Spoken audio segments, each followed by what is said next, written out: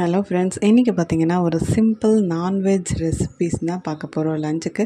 So என்ன பார்க்கலான்னு பாருங்கள். ஃபஸ்ட்டு பார்த்திங்க அப்படின்னா பிரியாணி தான் செய்ய போகிறேன். பிரியாணிக்கு ஃபஸ்ட்டு எண்ணெய் ஊற்றிட்டு அதுக்கப்புறம் பட்டை, கிராம்பு, மராட்டி மொக்கு இது போட்டுக்கிறேன். பட்டை, சோம்பு, கிராம்பெல்லாம் அரைச்சி வச்சுருக்கேன். அந்த பவுடரை ஒரு 2 ஸ்பூன் போட்டுட்டு அதுக்கப்புறம் புதினா தலையை இது கூட சேர்த்துக்கிறேன். புதினா நல்லா வணங்கட்டும். புதினா நல்லா வணங்குச்சுன்னா நல்ல வாசனை நமக்கு பிரியாணியில் வரும். ஸோ அதனால தான் புதினா சேர்க்குறோம்.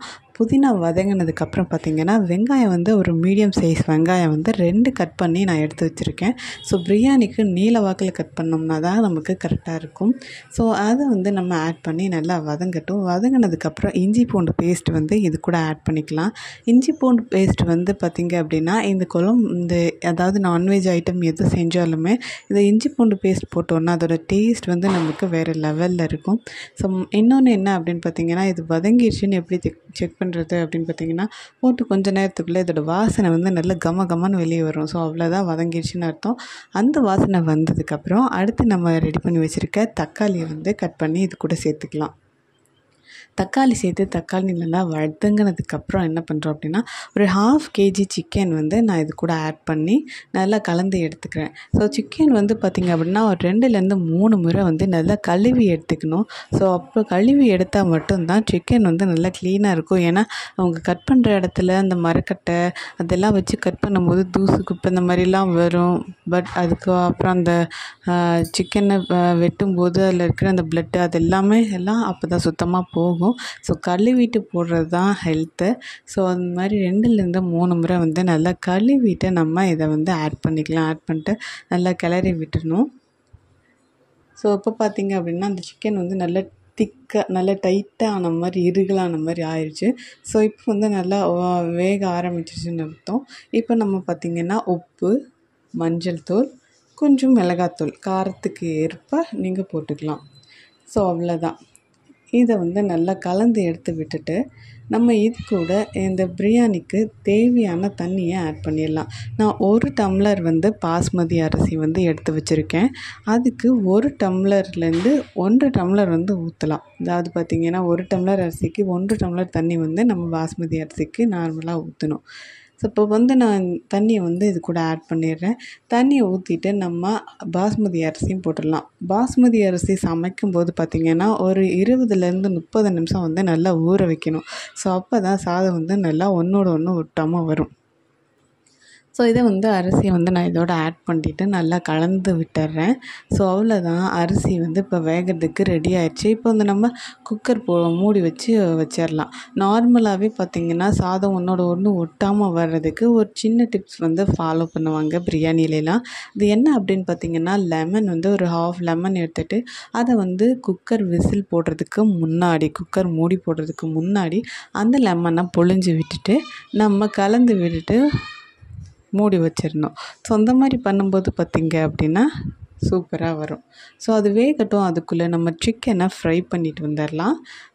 அதுக்கு ஒரு பேனில் எண்ணெய் சேர்த்துட்டு எண்ணெய் நல்லா காயட்டும். அதே மாதிரி பட்டை, கிராம்பு, மராட்டி மொக்கு, பட்டை, சோம்பு, கிராம்பு அதோட தூளை இது கூட சேர்த்துட்டேன். அது நல்லா வதங்கினதுக்கப்புறம் கொஞ்சமாக கருவேப்பிலை போட்டுட்டு கருவேப்பிலை நல்லா பொரிஞ்சதும் குட்டி குட்டியாக கட் பண்ணி வச்சுருக்க வெங்காயத்தை இது கூட சேர்த்துக்கலாம். ஸோ வெங்காயம் நல்லா வதங்கட்டும். வெங்காயம் நல்லா வதங்கினதுக்கப்புறம் இஞ்சி பூண்டு பேஸ்ட் இது கூட ஆட் பண்ணிக்கலாம். ஸோ அதே மாதிரி தான் இஞ்சி பூண்டு பேஸ்ட் பார்த்திங்க அப்படின்னா இது ரொம்ப வாசனை கொடுக்கும். ஸோ இந்த வாசனை வெளியே வந்ததுக்கப்புறம் தான் இது குக் ஆகிடுச்சு அப்படின்னா அடுத்த இன்க்ரீடியன்ட்ஸ் நம்ம தக்காளியை இது கூட சேர்த்த முடியும். ஸோ குட்டி குட்டியாக கட் பண்ணி வச்சுருக்க தக்காளியும் இது கூட நான் சேர்த்துக்கிறேன். ஸோ அவ்வளோதான். இது நல்லா வதங்கட்டும். வதங்கினதுக்கப்புறம் அடுத்த வேலையை பார்ப்போம். இப்போ பார்த்திங்கன்னா ஒரு 1/2 kg சிக்கன் நான் இது கூட ஆட் பண்ணிடுறேன். ஸோ இதை நல்லா கலந்து விட்டுடலாம்.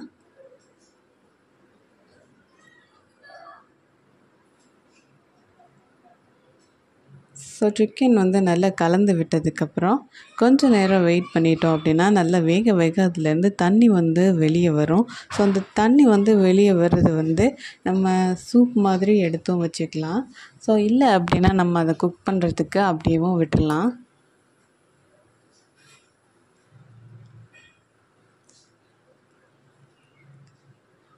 பாருங்கள் தண்ணியெலாம் வருது. ஸோ அந்த தண்ணி அதுலேயே நான் வேகட்டும்னு விட்டுட்டேன். இப்போ பார்த்திங்கன்னா இதுக்கு தேவையான ஸ்பைசஸ் போட்டுடலாம். உப்பு, மஞ்சள் தூள், மிளகாத்தூள் இதெல்லாம் போட்டுட்டு நல்லா இதை வந்து கலந்து விட்டுடலாம்.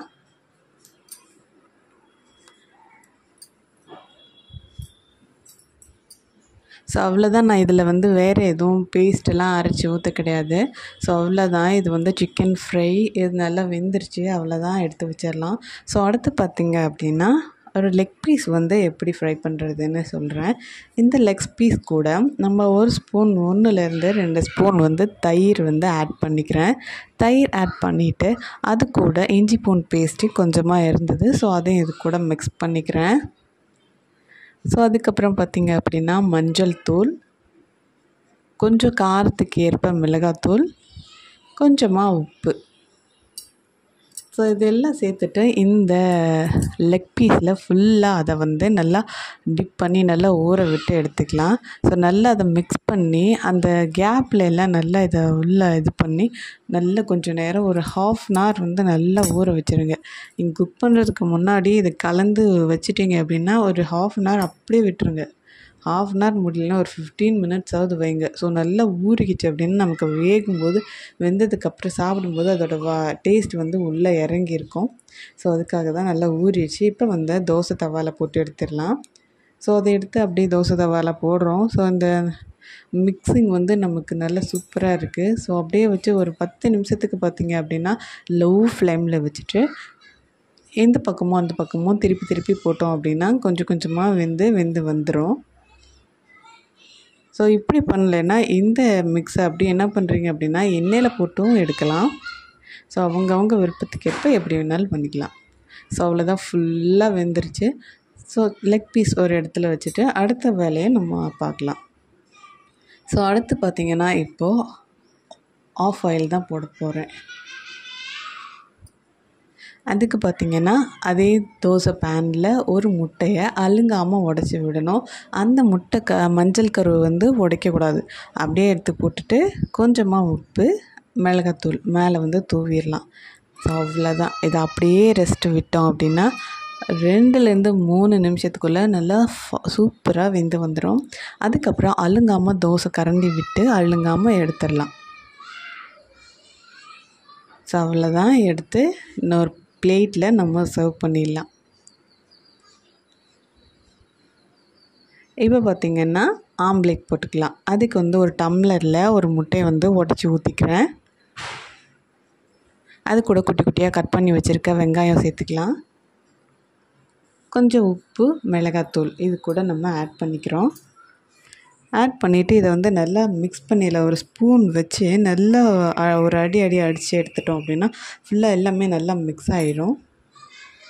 அதை அப்படியே நம்ம தோசை தவாவில் ஊற்றிட்டோம் அப்படின்னா இது ஒரு 3 நிமிஷத்தில் நல்லா சூப்பராக வெந்துடும். வெந்துருச்சு. இந்த பக்கம் பின்னாடி பக்கம் திருப்பி போட்டுடலாம்.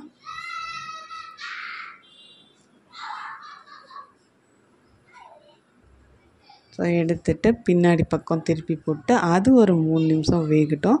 வெந்ததுக்கப்புறம் நம்ம திருப்பி எடுத்தாச்சு. இதை வந்து ஒரு பிளேட்டில் வச்சுட்டு சர்வ் பண்ண ரெடி ஆயிடுச்சு. அவ்வளோதான். அடுத்து நம்ம ஃபஸ்ட்டு பிரியாணி செஞ்சோம் இல்லையா, அதுக்கு கொஞ்சம் காம்பினேஷனுக்கு தயிர் பச்சடி வந்து போட்டுக்கிறேன். குட்டி குட்டியாக கட் பண்ணி வச்சுருக்க வெங்காயம் வித் கெட்டியான தயிர் இது கூட கொஞ்சம் சேர்த்து கொஞ்சமாக இதுக்கு தேவையான அளவு உப்பு இது கூட சேர்த்துக்கலாம். உப்பு சேர்த்துட்டு இதை வந்து நல்லா மிக்ஸ் பண்ணி விட்டுடலாம்.